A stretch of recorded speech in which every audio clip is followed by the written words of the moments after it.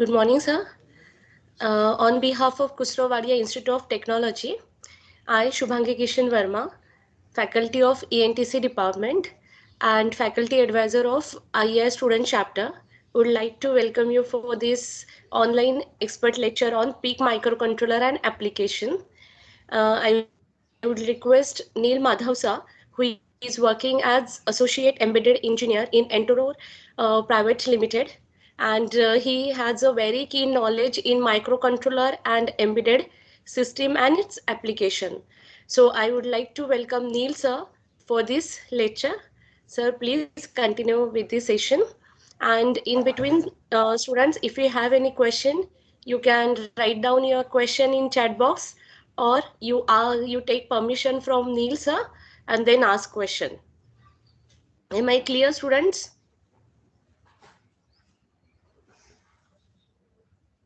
Yes, ma'am. Students, thank you, Jacinta. Sir, please start with the session. Thank you, ma'am. Uh, Hello, everyone. Good morning. So we will start with today's session. And today's session, we will focus mainly on big microcontroller clocks, their basic architecture, and how actually uh, the memory is organized. And of course, how the reset mechanism is there for our big microcontroller. So let me share my screen.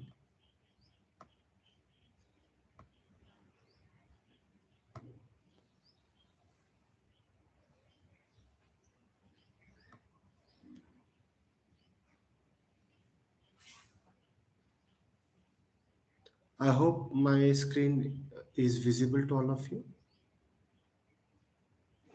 Yes, sir. Okay, okay.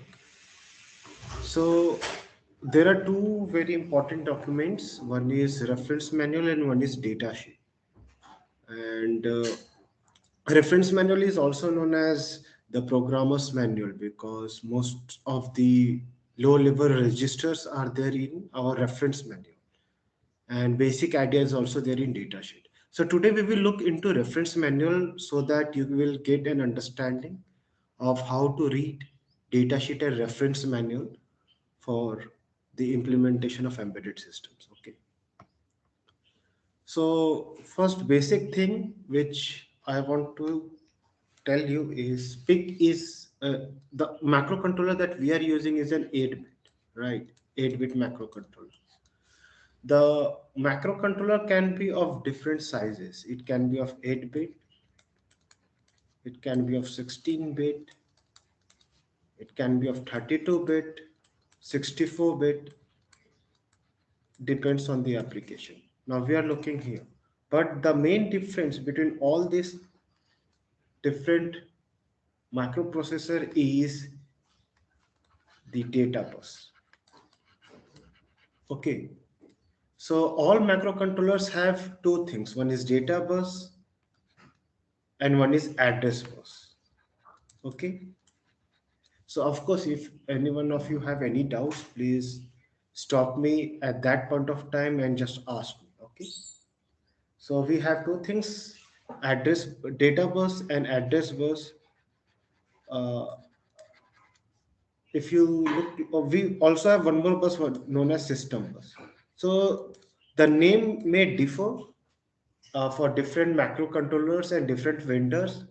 For example, Macrochip may say data bus as data bus with different name, or STM microcontroller may say data bus as different name. Okay, but basic mechanism is these three bus are present in your microcontroller, and it is used for communication between macrocontrollers and the outside world.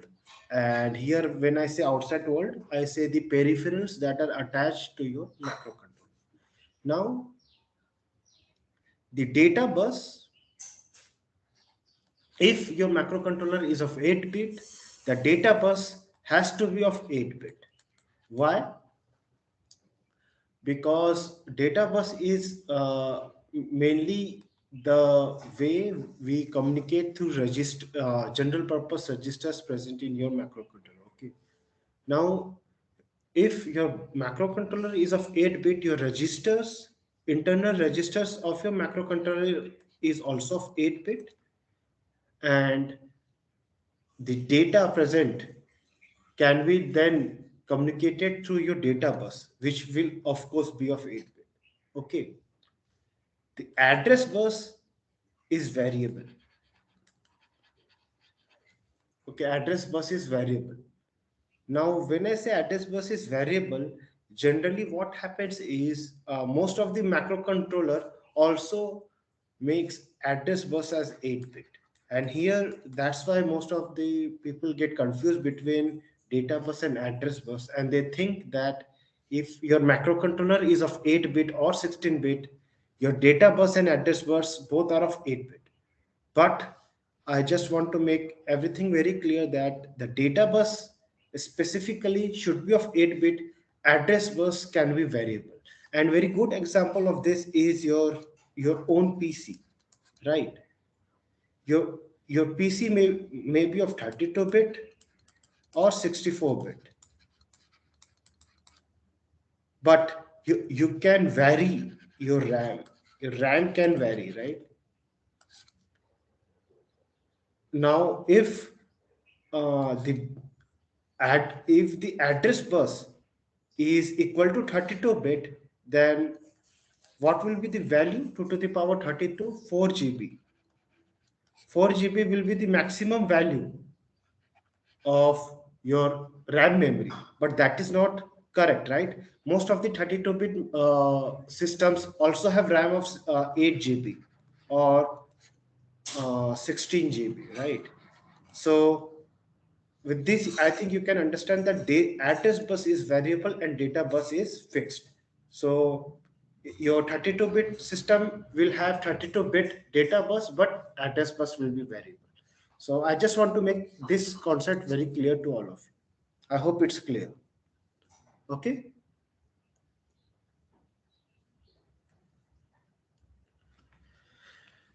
So I think introduction is already done.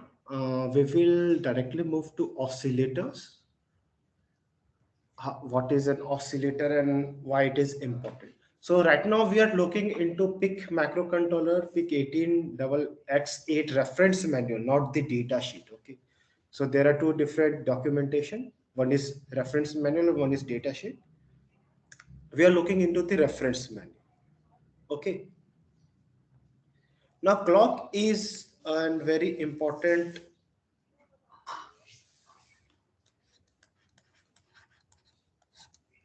topic in microcontroller and embedded systems, because all embedded systems work with clock.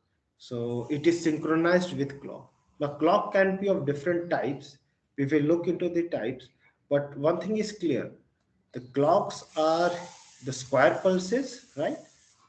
These are your square pulses, and your microcontroller can be rising edge triggered or falling edge triggered or level triggered. Okay, so it can be rising edge or falling edge or level triggered.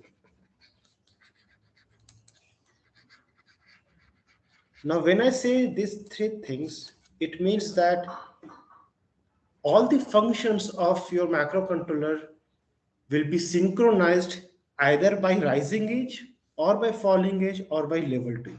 Okay, all the process, your interrupts, the communication, all things will be managed or synchronized with this rising edge, falling edge, or level triggered system. Okay, and it depends on peripherals as well. It depends on peripherals as well, or external circuits. So you can configure your microcontroller based on this. And of course, by looking into different peripherals, we can manage our clock. So we will not look into different peripherals. I will give you basic idea. Just wait for some time. Okay, so we will first start with oscillator, page number 44 of the reference manual. Okay, now if you see here, these are the types of your oscillators. So what are the types? First is the external clock, EC. Now EC means EC, first is EC, that is your external clock. Now see, by the all the clocks are square pulses, right? It is square pulses with frequency or pulse width. Okay, you can generate these square pulses from an external source as well. Now external source can be a different macrocontroller. Okay, so this is your main macrocontroller, and then this is your secondary macrocontroller, and one of the pins of your secondary macrocontroller is given as input to your main macrocontroller, and this is your square pulse. uh, and with this square pulse your macrocontroller is synchronized and all its functions are synchronized with the output of this secondary macrocontroller. So this is known as external clock. Okay, so this is a very important concept. Now second one is external clock with IO pin enabled. It is again the same thing with IO pin enabled means input output pin is enabled. Okay, now the third is important, low frequency crystal. Second is low frequency crystal. Now crystal can be of low frequency or high frequency. When I say low frequency, generally I refer to the frequency 32.768 kilohertz. This is a very commonly used low frequency crystal, and the reason is you can just look, take the calculator and see 2 to the power 15. Okay, if you go to the calculator and just check this value 2 to the power 15, this both are same. Okay, now this crystal, because of this 2 to the power 15 value is equal to 32768, you can generate a 1 second timer. Okay, I'm going little in depth. Maybe you will get confused, but it's okay. If you are having any doubts, then you can ask me. But just remember that low frequency crystal, generally we have 32.768 kilohertz, and it is equal to the value 2 to the power 15. And with this, you can generate a 1 second timer very easily. You can generate by other crystals as well, but 1 second timer can be generated very easily with this low frequency crystal, and it is of very accurate. So it will be very good for us for the synchronization. Okay, now third is external crystal or XT, crystal or resonator.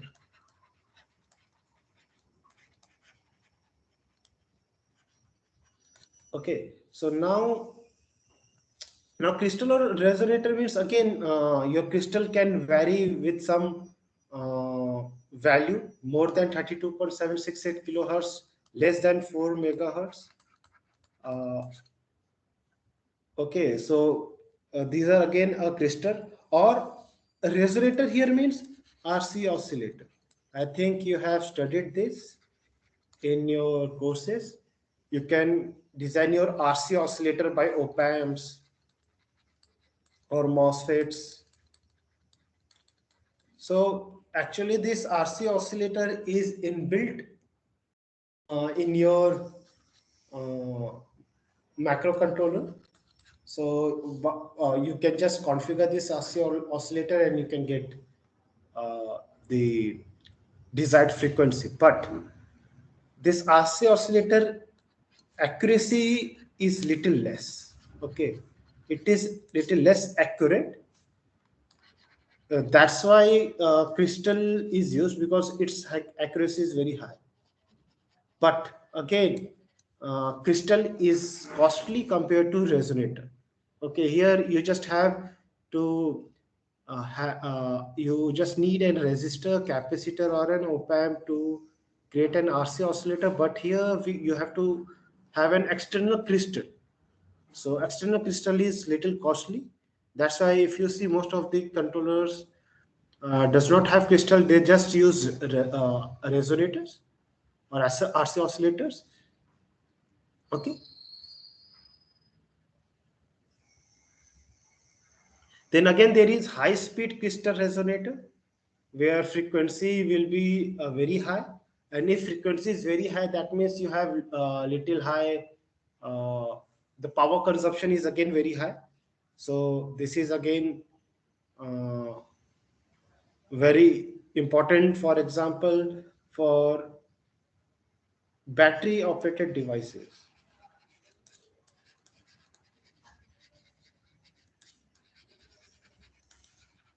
You have to also save power, right? Now here you have to look whether you need very high crystal or very low power crystal, or very you want your microcontroller to operate at very high frequency or low frequency, right? So if you are operating your device at very high frequency, battery, you need a very powerful battery, right? And if you are operating at very low frequency, then it is very efficient, performance is very good, right? So even low battery will work.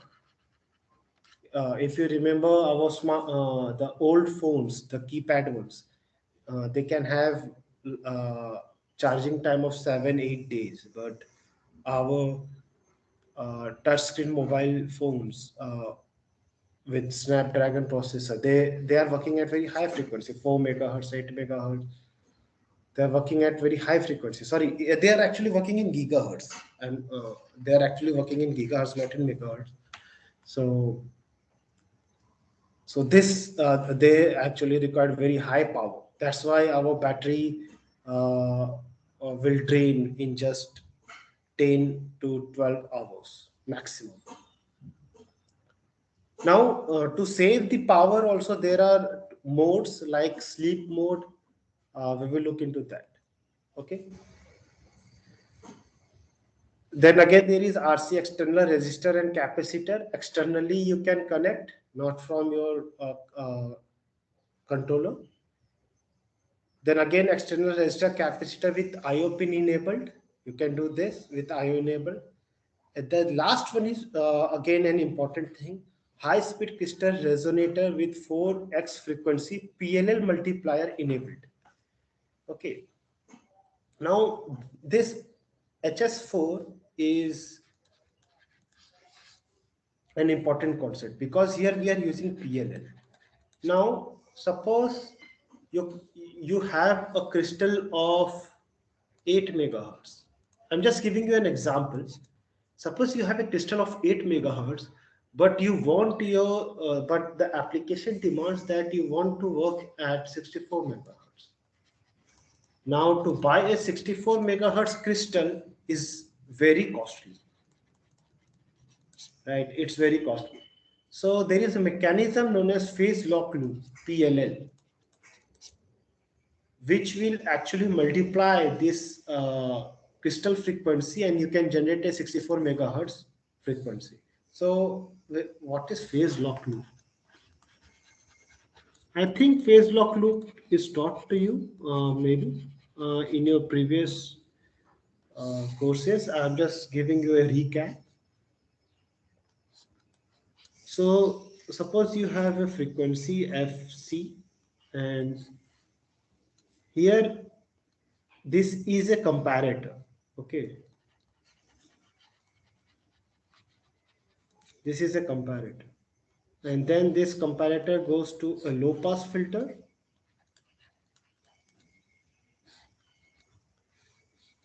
And here you have a voltage control oscillator. And again, this is Fi. So what this comparator do, it actually compares these two frequencies, Fc and Fi. Okay, and the output is Fc plus Fi. Okay, so this Fi is actually the output here, output that you are getting. Fc is your desired frequency. Okay, oh sorry, it is your input frequency. Now, what this low pass filter will do, it will remove the high frequency noises.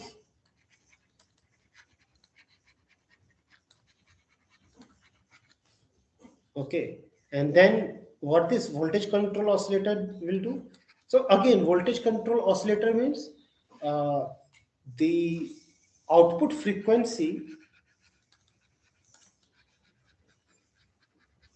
is controlled by voltage.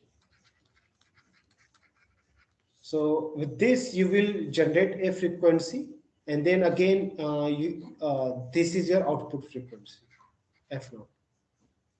So this is a basic idea of phase lock loop where you will get a Fc plus Fi as your output with this comparator. Okay. Now, so this you can configure PLL to get multiplier of your frequency. Suppose if you like here it is told that 4x frequency. So suppose you have a crystal of 8 megahertz.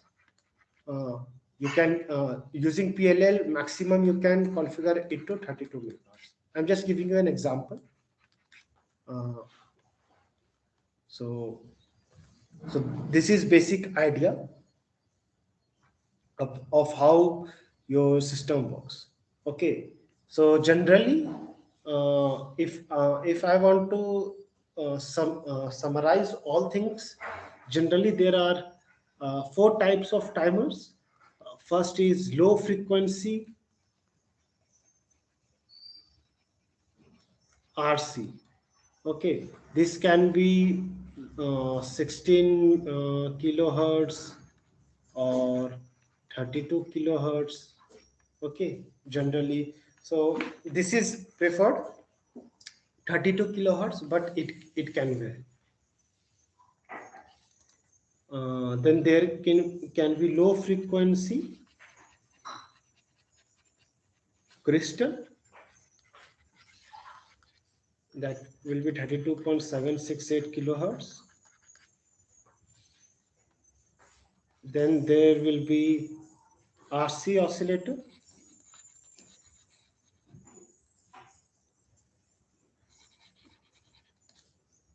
So here in RC oscillator, there will low power RC is done. So it will be a high frequency RC oscillator.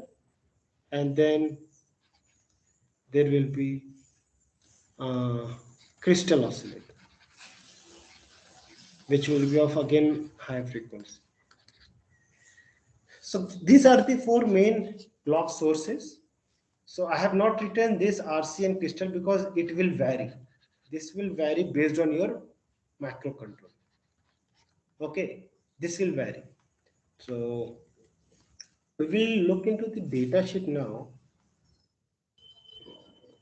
Yes, this is the data sheet.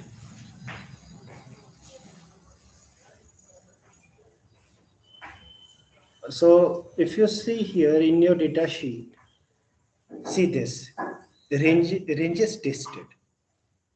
Okay, so XT here means crystal resonator. So it can be of 455 kilohertz, 2 megahertz, 4 megahertz, right? Then HS means high speed crystal resonators, 8 megahertz or 16 megahertz, right? So actually this is your diagram. If you see, this is the diagram. We have capacitor C1 and we have capacitor C2. Here XTAL means your crystal oscillator. Your crystal, XTAL means your crystal that is connected. And this is your internal to your PIC. OSC1 and OSC2 is actually 2 pins. Okay, so uh, just understand this. This is your microcontroller. Then there is OSC1 and this is OSC2. Rest everything is internal to your microcontroller. So this is internal, and then of course, if you see, you have a capacitor, then you again have a capacitor, and then you have a crystal here. Okay, now this C1 and C2 uh, should be of some value. Okay, so if you see, if xt is 455 kilohertz, this is the range of capacitor that you have to attach here, else you will not get the desired frequency. Okay, so this has to be noted, because suppose later in your career you become a hardware engineer, hardware embedded engineer, you need to and you are designing a PCB. Okay, suppose you are designing any PCB, then you have to actually uh, understand this capacitance in greater more detail. Okay, and this capacitance value should match based on your data sheet, else output will not be desired. Again, see, resonators used Panasonic, Murata. So these are the different types of resonators that are available. You can go and see DG Key. DG Key is a website where you can buy these resonators, capacitors in bulk. Most of the companies use this DG Key, and so you can look like Murata ERIECSA8.00MT. You can go into DGQ, you can type this, you can see how resonator looks and how it is. Okay. Again, see, for LP, XT, HS, again, the crystal frequency is given. So here, see, LP is 32 kilohertz to 200 kilohertz.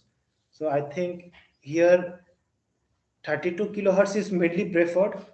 The reason is it is very close to your low frequency crystal 32.76, but it will go from 32 kilohertz to 200 kilohertz. But generally you will see it 32 kilohertz. Okay.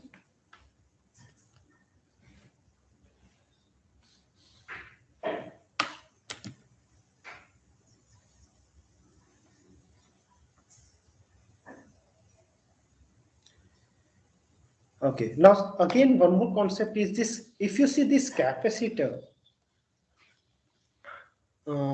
I think all of you know about RC time constant, right? RC time constant. So what is RC time constant? 1 by RC. Okay, time equal to 1 by RC. So if you see this capacitor, they will also have an internal resistance. The crystal will have some resistance, the capacitor will have some internal resistance and all. So, but yes, this R value will be very less. Okay, but still there will be a time. It will have some value. Okay, it will be less, but still there will be some value to this time. So what is this time here? This time is the stable time for clock. Okay, so when you start your microcontroller, it will take few milliseconds uh,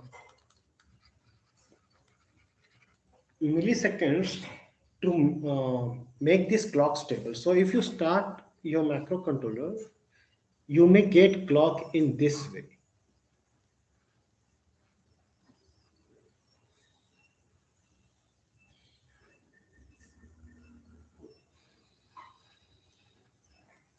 Okay, if you go into oscilloscope, you will find your clock in this fashion. So after this time, you will start getting a stable clock. So this is known as wait time. Okay, this is the wait time for the crystal or your RCA oscillator to make the clock output as stable. And why it will become stable after some time? Because capacitor takes time to get fully charged. Okay, capacitor takes time to get fully charged.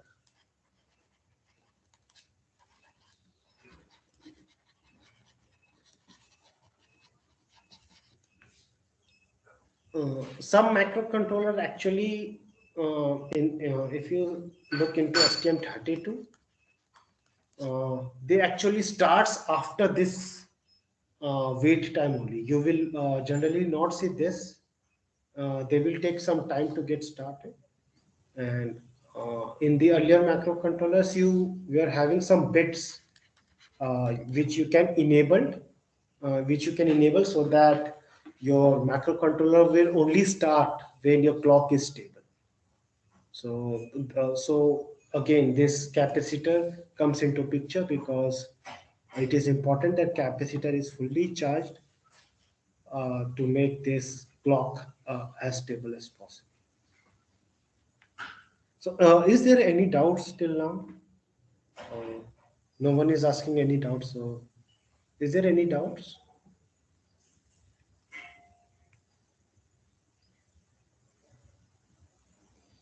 Hello. No, sir. Okay. Okay. So again, we have moved to reference manual. So I will show you one register. So this register is known as OSCON. Okay. Uh, so this is an 8-bit microcontroller. That's why you can see this is an 8-bit register. This is an internal register of your microcontroller, and so it has only 1 bit. But if you see PIC 16, PIC microcontroller of 16-bit, this OSCON register will have lots of different bits. Okay, this is an 8-bit microcontroller. That's why there is only 1 bit here. Uh, so you have to read this documentation. If you want to work with PIC microcontroller, you have to understand this register. You have to read this documentation so that you can do the coding. Okay. So what is this SCS bit? This is system clock switch bit. So 1 equal to switch to timer 1 oscillator clock pin, 0 to primary oscillator clock input pin. Okay. So you have to look into these registers to understand how this PIC works. So generally, all semiconductor companies has their own IDE. Okay, so for PIC, it is MPLAB. You can download that. You can select your macrocontroller. So if you go to new project, there is an option where you can select uh, the name of your macrocontroller. So if you see here your name is written, wait, you will go to datasheet. Yes, PIC 18F XX8. Okay, so this is the name of your macrocontroller. You can type that name. You will then you can just select that macrocontroller, and then you will get a basic uh, startup code, and then you can start writing your code. So when you start writing your code, for example, you want to use primary oscillator, for example. So what you can do, you can so this is a 8-bit register. You can just write OSC CON dot SCS is equal to 1, or again OSCCON dot SCS equal to 0. So this what I'm writing is in embedded C. I'm not writing in assembly. I'm writing in embedded C. Maybe you will ma'am, ma'am will teach you about assembly coding as well. So, but I'm not looking into assembly today. But for embedded C, if you want to write, you will write like this. Suppose you want to access this register and you want to change this bit, you can do the changes in this way. Okay. So this is basic idea of oscillators. Again, it is a very big document. You can see there are lots of things are there. Like see, this is your OSC1 external RC oscillator. See, this is your R, this is your C, and uh, based on this, you will get a clock frequency externally. So there are lots of things here. If you can read, you will understand. Now again, see, this is the phase lock loop which I have taught you. Loop filter here is also the low pass filter. Okay, loop filter is the low pass filter. The first diagram was of comparator, so this is phase comparator. Loop filter is the low pass filter, and then there is a voltage control oscillator. Okay, so here divide by 4. So this can be misleading. Divide by 4 here means actually the multiplication of the frequency. Okay, divide by 4 is with respect to time, not with respect to frequency. So here divide by 4 actually means the time is divided by 4. But if time is divided by 4, by default frequency is multiplied by 4. Okay, so that's why this divide by 4 can be misleading. Divide by 4 here means with respect to time, not with respect to frequency.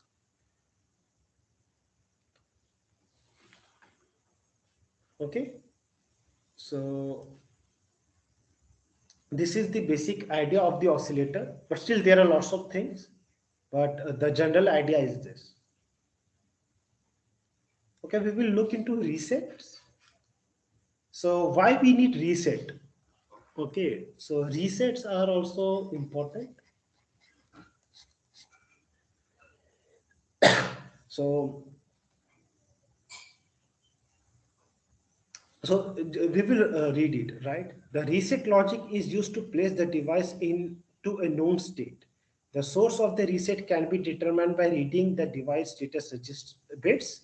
The reset logic is designed with features that reduce system cost and increase system reliability. So there are different types of reset. So generally what happens is whenever you reset your microcontroller, the program counter starts with address 0 cross 0 0.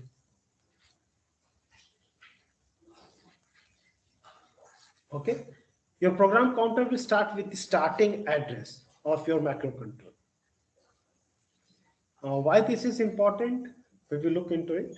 So power on reset. So if you see a PIC microcontroller, there is always a button here. You can press that button, the whole microcontroller will be reset. So this is known as power on reset. Okay. Then MCLR reset during normal operation and MCLR reset during sleep. Okay, so this is one concept. MCLR is MCLR during normal operation. So now what is normal operation? Normal operation means you're working with 3.3 volts and normally the code is running and you want to reset your microcontroller. Okay. This is also, so here MCLR becomes a software reset. Okay. So here power on reset POR is a hardware reset, but MCLR bar becomes a software reset. And normal means you're writing, you're working in a normal mode. So for example, you have configured your crystal with 8 megahertz and your code is running, and then you have done a reset, software reset. So this becomes a normal operation. Again, in sleep mode, reset during sleep mode. So here sleep mode means low power mode. So if you, I will give you an analogy. Suppose you have your mobile phone. Okay, you are not using your mobile phone, then the battery of your mobile phone lasts for 10 hours. But if you are watching some videos, maybe it will work for only 3 hours. Why this happens is, uh, in when you're watching a video in your mobile phone, you are working as a normal operation. Okay, you are working in a normal operation, and it is working in a high speed mode, in a high frequency mode.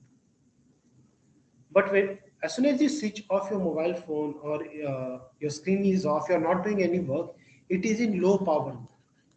So a low frequency clock is running in your mobile phone just to keep the system running.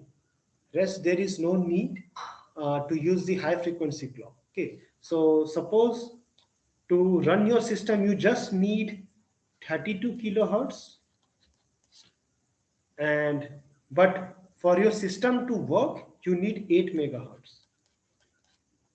So for normal operation, you will work in 8 megahertz, but when your work is done, you can make your microcontroller in sleep mode, and here in sleep mode the microcontroller will be on. It is the device is not off, but only it is in sleep mode, and it will save our battery. And as soon as you want your you want to switch to normal operation, you can wake up your microcontroller and switch from sleep mode to normal mode. Okay, so again, this is MCLR reset during sleep. So this is that reset. Okay, then again there is WDT reset. It is also known as watchdog timer.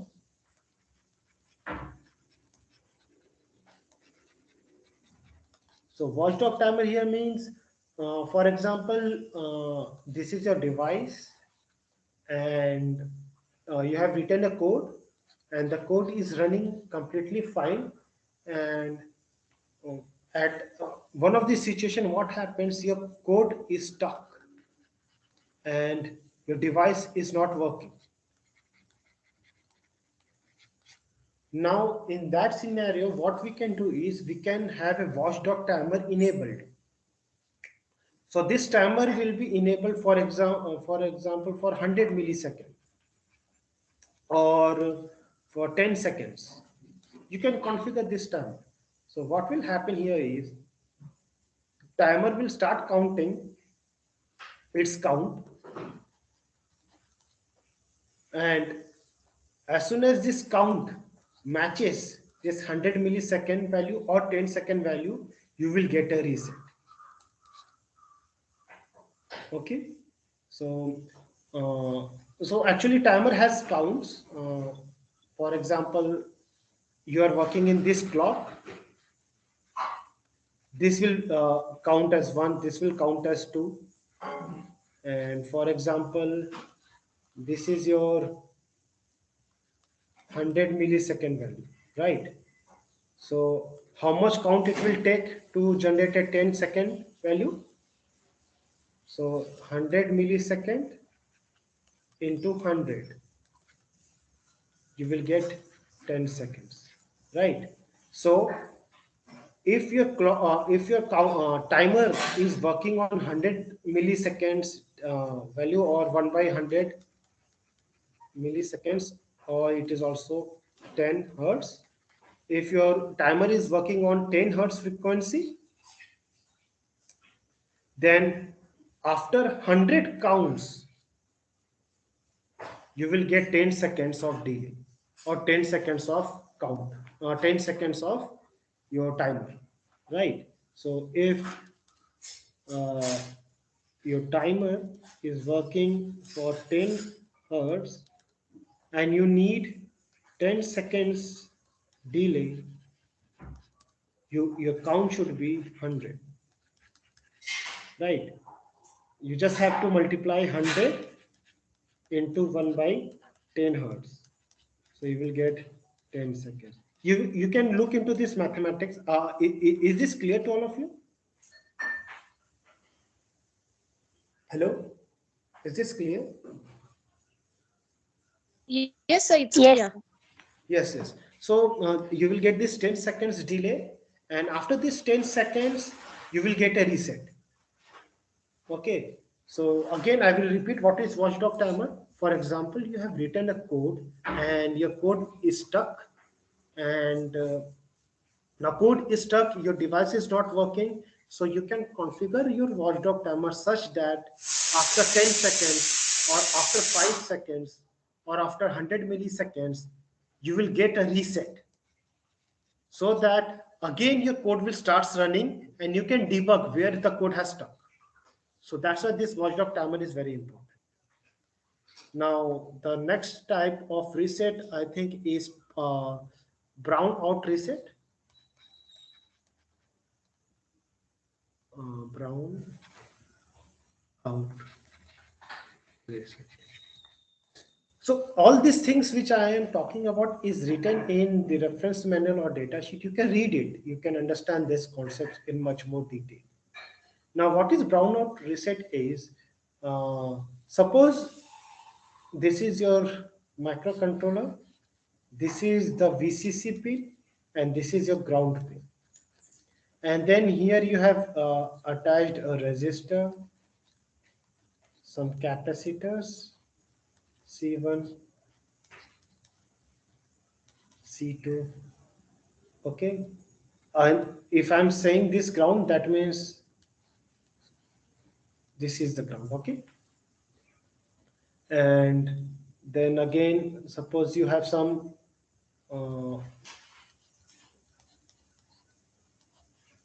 transistors connected,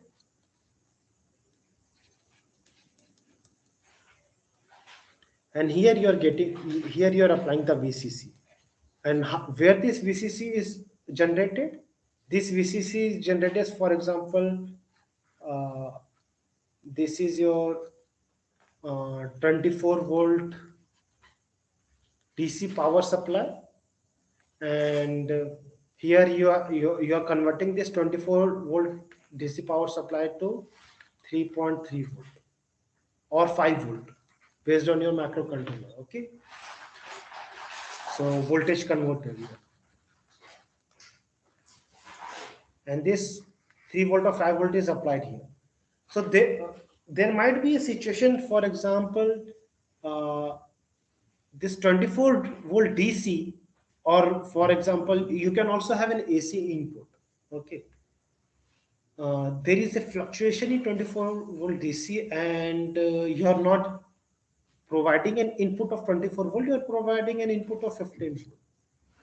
So this, based on this, you will not generate a 3.3 volt or 5 volt, you will generate around 2.1 volt, or for example 3.9 volts.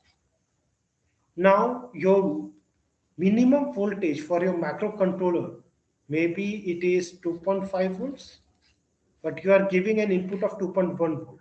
So this microcontroller will not work properly, and there might be a situation, because of this low voltage, you can damage your microcontroller, or you can damage some of the devices. Of course, this resistance and capacitors will not get damaged because these are passives, but this transistor, there is a possibility that this transistor get damaged, okay. Or even your microcontroller can get damaged, because these all are uh, uh, the silicon chips, right? So that's why there is a concept known as brownouts reset. So you can configure this by just making, for example, you can write a code so that below 2.7 volts, so 2.5 volts is the limit, you can write a code that if 2.7 volts, you're getting it voltage below 2.7 volts, your microcontroller will get reset. It will again detect whether the voltage is above 2.7 volts or not. If not, again it will get reset. So of course, brownout reset will be of very low value, maybe 1 macrosecond, 10 macroseconds maybe, but it will just get reset if the voltage is below 2.7 volts. You need an external circuitry also for this brownout reset, but this is the general idea, so that your device will not get damaged. Then again there is reset instruction. This is again a software reset. Okay. Then there is stack overflow, stack underflow. So again, this every memory organization has stack in it, and if this stack is full, you will get a reset. Okay. And uh, underflow, I will let you know what is underflow, but overflow is clear that if your stack becomes full, you will create a reset. Why? Because there is a possibility that this is your stack. Okay. And below stack there is some this is your limit of the stack, and below stack there is again some registers or heap memory is generally below the stack. So suppose if your stack becomes full, there is a possibility if you try to copy some data into stack, it will take some memory from heap, and there is a possibility that in this memory there are some vital information which will get lost, and this is a very common phenomenon. Okay, stack overflow is a very common phenomenon. So there is a system known as stack overflow reset. So in new microcontrollers, generally what happens is uh, uh, if you compile your code, there will be error generated that stack has been overflowed. Okay, stack has been overflowed. It is generally done by using this stack overflow reset. You don't have to configure it. In this microcontroller, you have to configure it, but in recent microcontrollers, you don't have to configure the stack overflow. It will be this reset will be generated. Generally, in new microcontrollers, there are no reset. It will just give you an error. The stack has been overflowed. Here, you can directly reset your microcontroller, and you can delete that data that because of which the stack has been overflowed. Okay. So you can read about this power on. So there are lots of documentation available on power on reset, brownout reset. You can read it. See, if VDD is low, there will be a reset generated. You can see here. If VDD becomes low, then your VBOR, you will generate an internal reset. Again, if there is VBOR is low, and again it becomes high, but still this width is less than what I've said. This width is less than this 10 macrosecond. Okay, interrupt. Again, it is resetted again. Okay, so you can read this document. Lots of what I can say, lots of information is there here, and it will help you. So actually, for embedded systems, it's very important that you start reading data sheets and reference manual. Okay, so reading data sheets and reference manual and understanding it is the only way you can become a good embedded engineer, as it will be very tough, because without reading data sheet, nothing is possible here. Because all microcontrollers, the mechanism is different, and for each and the basic mechanism is same, but for example, in brownout detection, there is a possibility in different microcontroller the name will be different. Okay, they will have some different graphs shown over here. So you have to understand all this. Registers name will be different. So it's important that you read datasheet. I will show you basic. I think you know about Harvard and von Neumann. This is a very good diagram to explain you. Harvard means the data memory and program memory is different. So if you see here, data memory is 8-bit. Data memory here becomes the data bus. Okay, the program memory is 16-bit. Okay, so 16-bit here becomes your address bus or the program memory. Okay, so data again, the data bus and address bus is a general terminology. All different vendors can have different name. And see, I'm just getting corrected that here it is not known as data bus, it is known as data memory, and here again program memory. And this /16 means 16-bit. This is an 8-bit bus, and this is a 16-bit bus. Okay.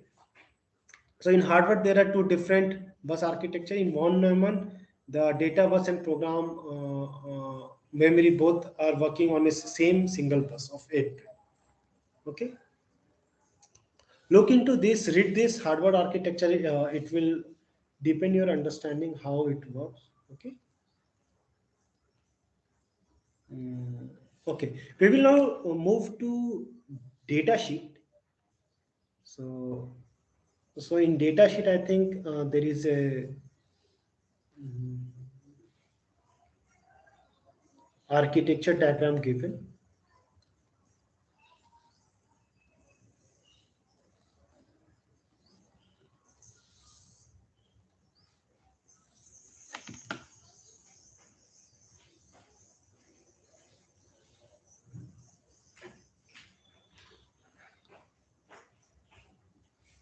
So for oscillators, I think again you can see the reset diagram, simplify Bott diagram for reset. So just don't get very overwhelmed with the complexity of the diagram. The basic idea is very easy. This BOREN is like brownout enabled pin. Okay, so this value should be 1. If this value is 0, you have not enabled the brownout reset. Okay, and if this value becomes 1, anything if you AND with 1, you will get the output, right? So this is just an enable signal. So this is basic idea of, again, if you have a sleep mode enabled and watchdog reset. So see again in brownout, this is VDD rise detected. So all things are OR. So if you look this block diagram, you will understand that you can look into some basic chunks and you will understand it is not that complicated. Okay, so don't get overwhelmed with complexity of the diagram. Okay, so see again, you can see the pin diagram here.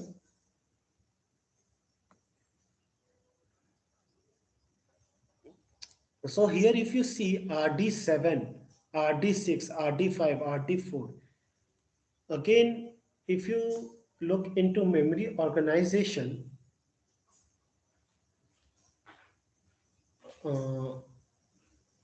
so what happens is, now all the microcontrollers, our microcontrollers are of 8-bit, right? So there will be different ports: port A, port B, port C, D, E. They will have 8-bit values like port A0, A1, or to A7, or D0 to D7. Okay, so this and these ports are general purpose ports. It is also known as general purpose input outputs. So you can receive some data in these ports, or you can send some data from this port. Okay, like I have said you in earlier diagram, I think.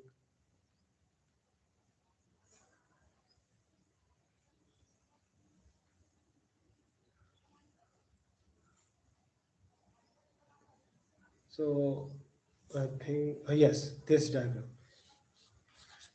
This is the you're generating an external clock, right? for external clock, you're generating an external clock from your secondary microcontroller. So here one of the GPIO pin is configured as output, where you are generating some clock, okay, and here microcontroller, this pin is configured as input, where you are receiving some data, okay. So you can do that by using this ports, this GPIO ports, okay. So the diagram which I was showing you, pin diagram, you can see this RD7, RD6, RD5, RD4, okay, RD3 here, RD2. These all are your general purpose input output ports. And you can see there are slash PSP2, slash C2 SIN. So these all pins are actually multiplexed. Okay. All these pins of your macrocontroller are multiplexed. Why you have to multiplex? Because the pins are limited. Okay. So there are only 40 pins,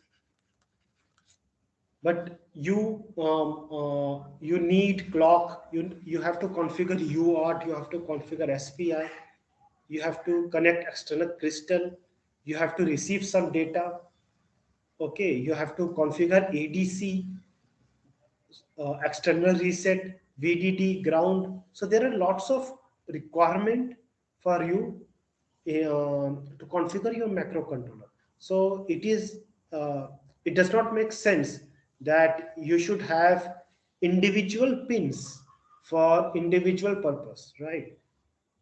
You can multiplex a single pin with 2 to 3 purpose, and if you, for example, if you want pin number 21 to send some data, you can configure RD2 as sending some data. If you want to configure 21 to receive some data, you can configure RD2 as receiving some data. Similarly, you can configure 24 also to send and receive data, but you can also configure 24 with SDO. So SDO is serial data out. Serial. I'm just giving you an example. Serial data out, SDO. Here again, 23 pin, you can configure RC4 as receiving data or sending data. SDI. Here SDI means serial data input or serial data acknowledged. Again, pin number 25, TX. TX means transmit, RX means receive. You can configure this for UART peripheral. So what happens is, for example, if you want to transmit some data through UART, you can configure pin number 26, 25, okay. And after that, suppose you want to receive some data, you can then configure 25 to receive some data, right? So this is what multiplexing is. Each and every pins are multiplexed except VDD and VSS, okay. So rest all things are multiplexed. Again, see OC1 and OC2, pin number 13 and pin number 14. Also the arrow is input and output. This is your crystal input. And see, this is also configured. OSC2 is also configured by multiplexed by RA6. So, but here RA6 can only be configured to send data out, because see, arrow is output. So this is how microcontroller pins are there. And again, this is PDIP. This is how a dual inline package, okay. The packages are different. This is PLCC package. So based on your application, you can have different packages, but this is how basic idea of your pins are. So does this make sense to all of you? Is that concept clear? Is there any doubts?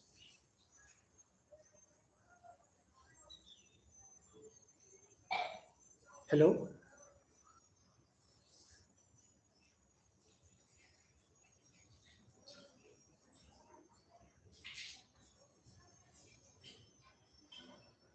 Hello?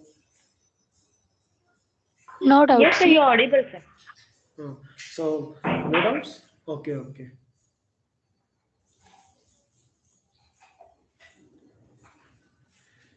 That's all from my side. If there is anything you want to ask, you can ask. Okay, I will just give you basic ideas. This is the block diagram. Again, don't get overwhelmed by the complexity. Uh, if you look, see, this is port A, port B, port C, which I was talking about.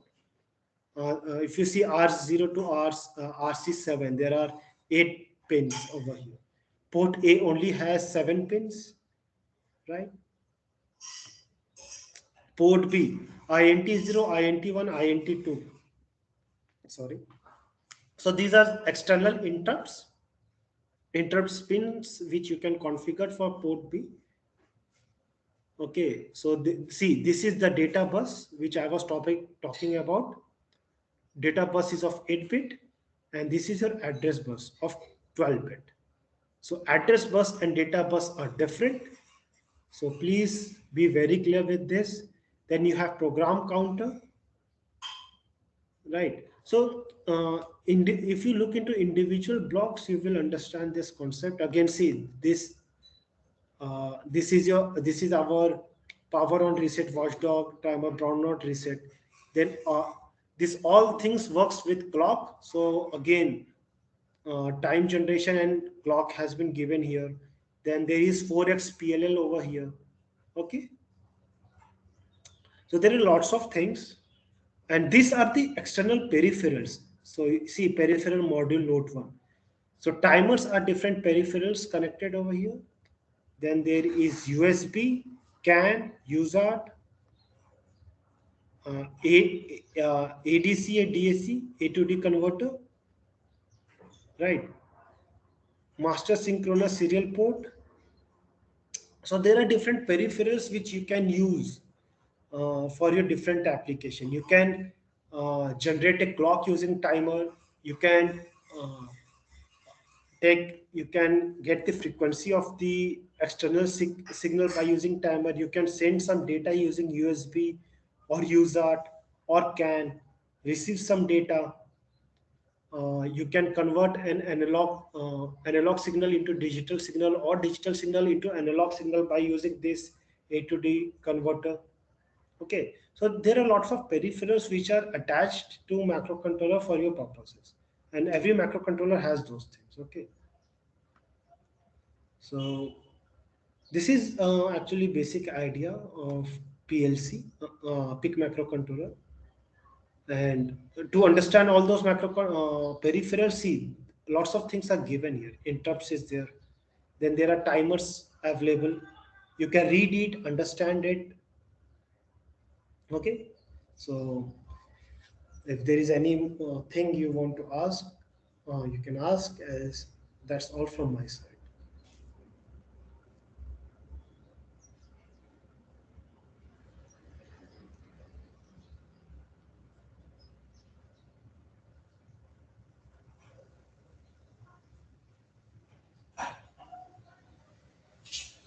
Yes. Anything? Anyone?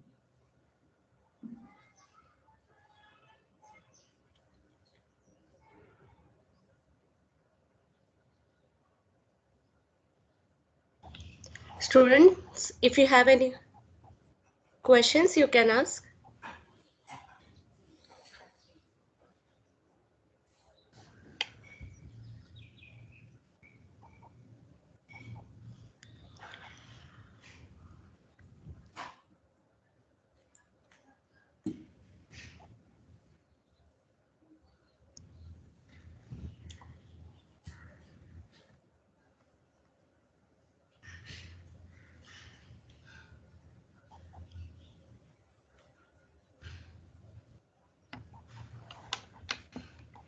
Any questions, students?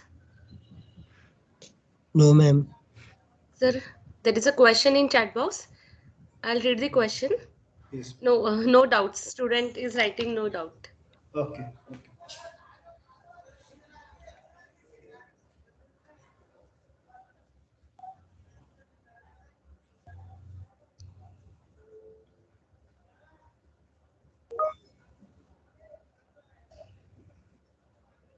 So students are writing no doubts. Okay. Okay. Fine.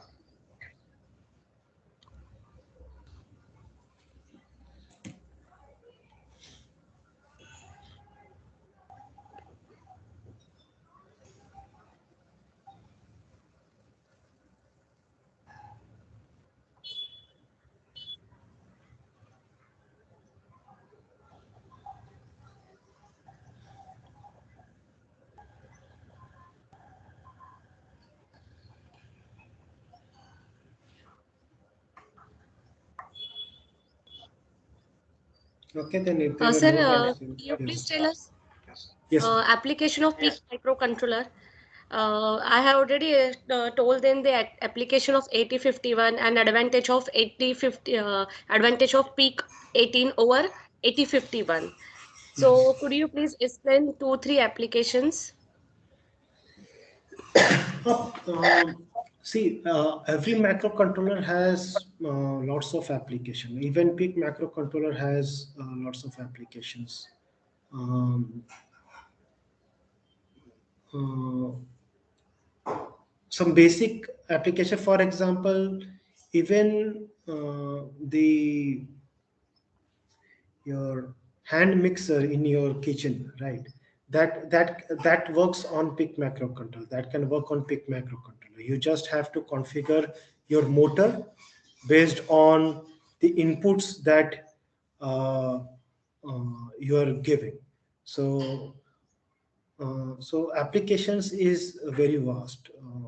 It has medical applications. It has industrial application, IoT applications. So yes, lots of applications are there for this microcontroller.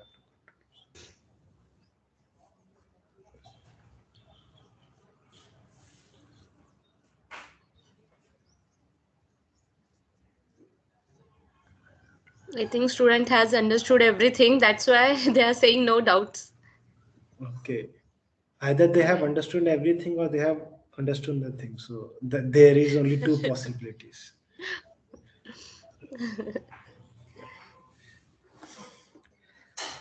Okay, if there is no doubt, then that's all from my side. Yes, sir. Yes, sir. Anyone from girls? Only boys are saying no doubts. Yes. Doubts Girls. can vary for the subject and apart from subject as well. If you are interested in embedded systems or to both, so you can ask everything about that.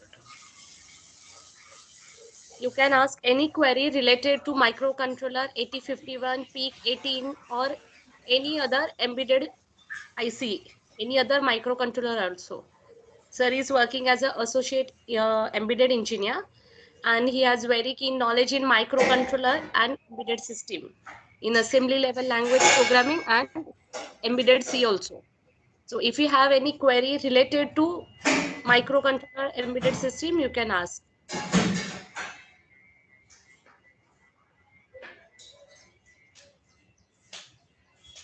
I didn't get any reply from girls. Have you understood?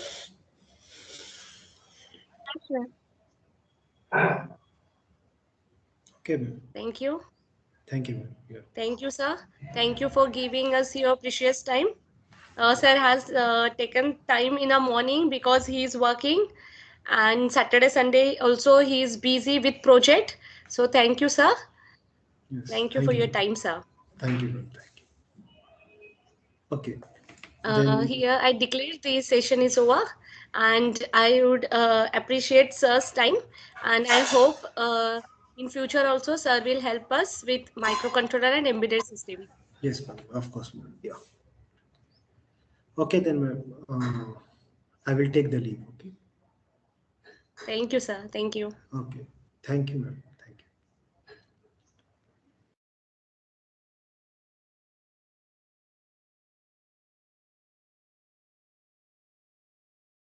Here I declare students the expert session is over. Now you can leave. Bye everyone. Stay healthy and study hard.